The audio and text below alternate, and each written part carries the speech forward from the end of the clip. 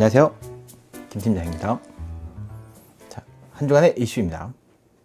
한국경제TV에서 공매도는 세 발의 피, 더 센 게 온다. 이게 한국경제TV에서 인터뷰를 한 내용을 뉴스화했는데, 이게 오늘 네이버 뉴스, 증권 뉴스에 가장 많이 본 뉴스 상위에 랭크되어 있어요. 제가 2021년 한 해를 전망했을 때 공매도와 금리 인상을 꼽았거든요. 근데 여기서도 지금 하는 얘기가 공매도보다 더 센 게 금리 인상이다. 인플레이션이 올라가서 그걸 우려한 연준에서 금리를 인상한다. 이게 지금부터 벌써 얘기가 나오고 있는 거예요. 보통 연준의 금리가 왜 중요하냐면 전 세계에서 통용되는 자산 중에 달러가 있잖아요. 달러는 누구나 다 안전한 자산이라고 생각하거든요. 왜 안전한 자산이냐? 그거를 기준으로 해서 거래가 가능하니까. 각 기업이, 각 나라가 그 나라 안에서 거래를 할 때는, 그러니까 한국을 예를 들어서 한국 안에서 뭔가 거래를, 물건을 사고 팔 때는 한국 돈만 있으면 되는데, 한국에서 외국과 거래를 하게 될 때는 한국 돈으로 하는 것보다는 달러로 하는 게 더 신뢰가 있고 계산이 쉽다 이거죠. 가치를 판단을 했을 때. 그래서 달러를 많은 사람들이 쓰고 있어서 그 달러의 가치가 크게 손상이 되게 되면 영향을 받는 사람들이 생기는 거예요. 달러가 많은 사람들이 인정하는 돈이고, 근데 그 달러의 가치가 바뀐다? 그러면 우리는 그 달러의 가치가 바뀐 것만큼 경제의 방향을 바꿔야 돼요. 왜냐면 대한민국은 특별히 또 외국이랑 거래를 많이 해야 되는 그런 수출해서 수출과 수입으로 수익을 내야 되는 그런 경제 구조가 되어 있으니까 내부에 있는 그 내수 시장만으로는 경제가 이렇게 활황이 되기가 어려워요. 워낙 이제 쓰고 있는 돈도 많고, 또 외부에서 또 수입을 해서 써야 되는 게 많으니까, 그 석유도 사야 되고 가스도 사야 되고 막 그러는데, 그러려면 달러가 필요하잖아요. 근데 그 달러를 이용해서 외부에 있는 경제를 내부로 갖고 와서 생활을 해야 되는데, 그리고 외국에 투자하신 투자자분들이 한국의 달러를 갖고 와서 한국의 달러를 갖고 와서 그 원화로 바꿔서 기업에 투자를 하고 그럴 텐데, 달러의 가치가, 이거 되게 이걸 설명하기가 역시 전문가분들이 설명하는 게 참 대단하신 거예요. 이게 그러니까 중요한 건 그냥 달러는 기준되는 통화가 돼야 되고, 변동성이 크면 안 돼요. 미국의 금리 인상이 한국에 미치는 영향. 근데 공매도보다 이게 더 심하다. 왜냐면 공매도는 개인 투자자만 이제 문제가 될 수가 있는데, 이 미국의 금리가 문제가, 지금 공매도를 하게 돼서 가장 반대를 많이 하는 게 개인 분들이잖아요. 그럼 공매도를 진행을 했을 때 문제가 되는 거는 주가가 떨어지고, 또 개인 투자자가 이탈해서 주가가 또 더 떨어지고, 이 정도의 문제인데, 근데 시간이 지나면 그 기업의 가치에 맞게 그 주가는 다시 회복될 수도 있고 상승할 수도 있는데, 금리가 갑자기 상승을 하게 된다? 그러면 미국의 금리가 상승하게 된다? 그러면 한국의 금리를 상승을 안 할 수가 없단 말이에요. 왜 상승을 안 할 수가 없냐? 미국에서 만약에 금리를 2%로 올렸어요. 그러면 한국에서는 금리가 아직까지는 1%예요. 0.5에서 1% 요렇게 사이에 왔다 갔다 하고, 미국의 금리는 2%야. 미국의 금리, 그러니까 달러의 가치가 2%고 한국 돈의 가치가 1%인 거예요. 근데 아까 말씀드렸다시피 미국의 돈은 활용 가치가 되게 많아요. 세계 어디서나 쓸 수가 되게 많고 투자할 수 있는 여지가 되게 많은 돈들이고, 한국 돈은 한국 안에서만 가치가 많고, 물론 한국도 되게 큰 나라이긴 하지만 기축통화에 대한 그런 직위는 없잖아요. 그러니까 많은 나라에서 사용하려고 하지 않는 돈이란 말이에요. 미국 돈에 비해서, 달러에 비해서. 이제 그렇다면 근데도 가치가 있는 돈이고, 또 이자도 높아. 그러면 한국 돈보다는 사람들이 미국 돈을 가지고 있으려고 하겠죠. 그러면 한국에도 미국 돈이 있잖아요. 한국에도 달러가 있잖아요. 근데 그 달러가 더 중요하니까 한국 돈을 달러로 바꾸는 사람들이 있을 거란 말이에요. 그래서 그 달러를 미국에 갖다가 저축을 하는 거지. 우리가 내가 돈이 있어서 은행에 저축하려고 하는데 한국 은행에 저축을 하면 한 달에 1,000원을 줘. 근데 이걸 미국 돈으로 바꿔갖고 미국에 저축을 하면 한 달에 2,000원을 준다고 생각해봐요. 그러면 여윳돈이 있어. 그럼 나는 그걸 당연히 미국 돈으로 바꿔서 미국에 저축을 하겠죠. 그 위험 자산에 투자를 하고 있는 사람보다는 안전 자산에 투자하고 있는 사람들의 돈이 훨씬 더 많거든요. 채권이나 예금 이런 쪽으로 안전하게 원금을 보장하고 정해진 이자를 주는 데에다가 투자를 하는 돈이 훨씬 더 많단 말이에요. 그러면 아까 말씀드렸다시피 한국 은행에 투자를 하는 것보다 미국 은행에 저축을 하는 게 돈을 더 많이 주게 되면 다 달러를 바꿔갖고 미국 은행에 투자를 하겠죠. 그럼 한국에는 미국 돈이 없어지잖아. 우리는 외국하고 거래를 하려면 한국 돈보다는 미국 돈을 어느 정도 갖고 있어야 되는데, 자, 그러면 어떻게 한국 사람이 미국 돈으로 바꿔서 미국에 저축을 하지 않게 해야 되느냐? 그럼 한국에 있는 금리도 올리면 된단 말이에요. 미국 금리가 2%면 한국 금리는 2.5%나 3%를 하면 돼요. 그러면 한국에 투자하는 게 나으니까. 그럼 외국 사람들도 달러를 갖고 있는 사람들도 달러를 한국 돈으로 바꿔서 한국에 투자를 하고 다시 이자가 생기면 그걸 다시 달러로 바꿔서 가져가고 이렇게 할 수가 있잖아요. 그렇게 우리보다 더 안전한 자산인 미국 돈보다는 우리가 이자가 더 높아야 된단 말이에요.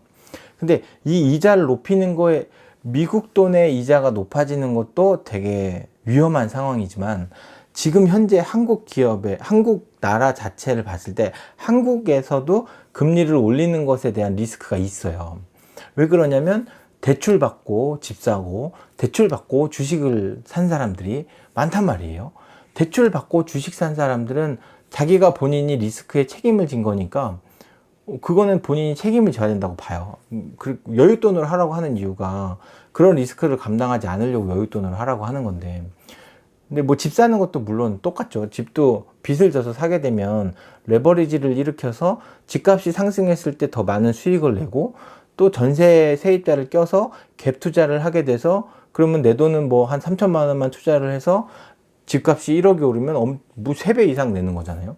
이것도 투자잖아요, 일종의.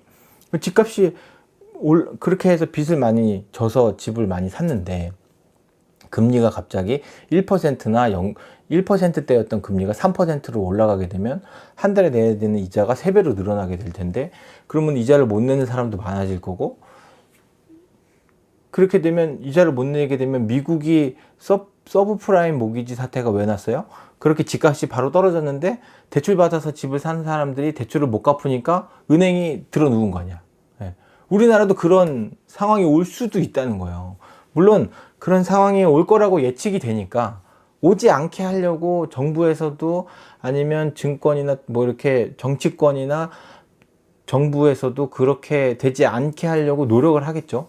대응을 하게 되고 그렇게 하지 않게 대출을 해주지 않으려고 하기도 하고 뭔가 문제가 생기지 않게 하려고 노력은 하겠지만 지금 뭐 미국도 당장 금리를 올리게 되면 미국에 살고 있는 사람들의 뭐 대출 받았던 사람들이 있을 테고 이렇게 저희가 우리나라와 같이 돈을 빌려서 하는 사람들이 있을 텐데 그런 사람들한테 문제가 되겠지만 달러의 가치가 떨어져서 본인 그 기축통화의 그런 지위도 잃고 또 인플레이션을 일으켜 갖고 물가가 갑자기 확 올라가게 되는 사태를 막으려고 경제가 조금 흔들리더라도 금리를 조금이라도 올릴 수도 있단 말이죠. 그러면은 주가는 막 떨어지는 거예요. 이게 공매도는 단순히 개인 투자자들에 대한 투자 매력도를 떨어뜨리는 선에서 끝나지만 미국의 금리가 움직인다는 거는 전 세계 투자자들 미국 그 달러의 영향을 받고 있는 국가가 이 지구에 없어요. 거의 다 달러를 가지고 거래를 하고 있는 상황이니까 영향을 안 받을 수 없는 그 큰 폐의 금리가 변하는 게 우리나라 주식 증권가에 투자하는 그 기관에 영향이 더 크겠어요. 투자 관련된 종목뿐만 아니라 우리나라 경제 전반적으로 영향을 미치는 그런 상황이란 말이에요. 그래서 요즘도 경제 뉴스나 뭐 유튜브나 이런 걸 보게 되면 미국 그 제롬 파월 의장님이 말씀하시는 그 단어 하나하나를 다 해석해서 이걸 올린다는 거야. 결국은 그거예요. 금리를 올린다는 거야, 내린다는 거야.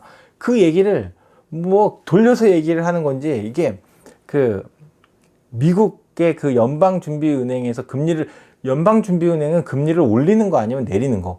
올리게 되면 얼만큼 올리는 거, 얼만큼 내리는 거를 판단하는 거예요. 이 지구에 있는 경제 주체들의 경제 그 움직임을 그 금리 숫자 하나로 움직이는 거야. 그러면 이 사람이 그걸 그냥 나 올릴래, 나 내릴래 이렇게 할 수가 없단 말이죠. 그거에 대해서 영향을 받는 사람들이 너무 많으니까. 그러니까 올려볼까?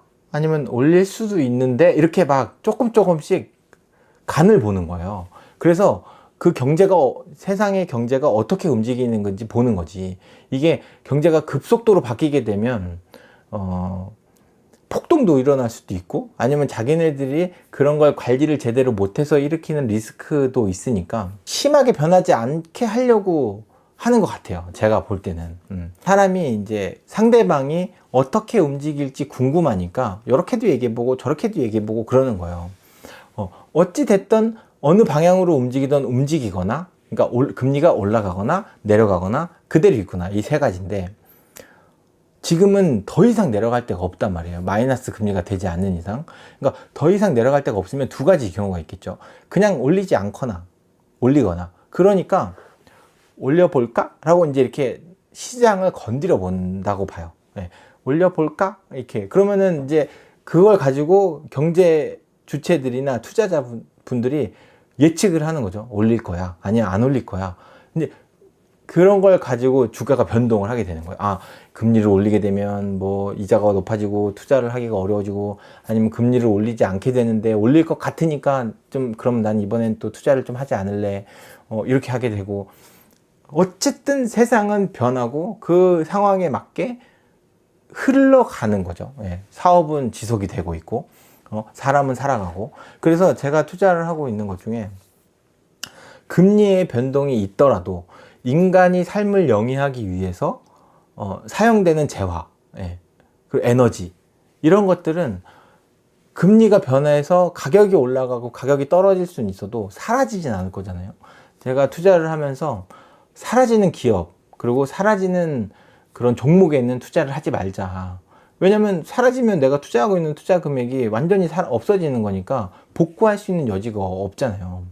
그래서 최대한 안전하게 투자를 할 수 있는 데 투자를 하는데 그런 게 보통은 에너지나 뭐 그 식료품 이렇게 먹는 거 인간이 먹고 입고 자고 이러는 거 꼭 해야 되는 거 인터넷 우리 꼭 해야 되잖아요. 그런 거 그 SOC 기반 사회 기반적인 시설 또 그 정부에서 많이 지분을 갖고 있는 것, 뭐 이런 것들 위주로 그리고 꾸준히 배당을 준 것, 예, 10년간 배당을 줬다면 내년에도 배당을 줄 거라는 생각에 배당을 줘야 또 매년 그걸 또 버틸 수 있으니까 예, 그런 데 투자를 하고 있습니다. 예, 이게 공매도도 중요하지만 요즘에는 이제 갑자기 금리에 관련된 얘기도 나오고 또 상승하고 나서 조금 이제 조정을 받고 있는 상황에서 되게 걱정을 되게 많이 하실 건데 이럴 때일수록 변하지 않는 투자 방식으로 투자를 진행해야 불안하지 않고 마음 편하게 발 뻗고 잘 수 있는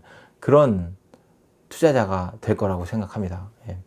예, 내가 너무 그 남들이 다 사니까 따라서 샀다고 하면 그렇게 하지 않으셨으면 좋겠어요. 예, 좀 더 자기의 주관과 자기의 매매하는 기준을 좀 더 확고히 가져가는 한 주가 되셨으면 좋겠고요. 예, 이 공매도와 미국 금리에 관련된 거는 많은 뉴스들이 있으니까 저에 대한 이야기 말고도 또 다른 분들의 이야기도 많이 들어보시고 금리에 대한 예측도 한번 해보시고 예, 또 맞으면 좋고 또 안 맞으면 또 맞게끔 또 다시 한번 공부하는 시간을 가져봤으면 좋겠습니다. 예, 이렇게 한 주간의 이슈를 알아봤습니다. 네, 다음 주에 뵙겠습니다. 감사합니다.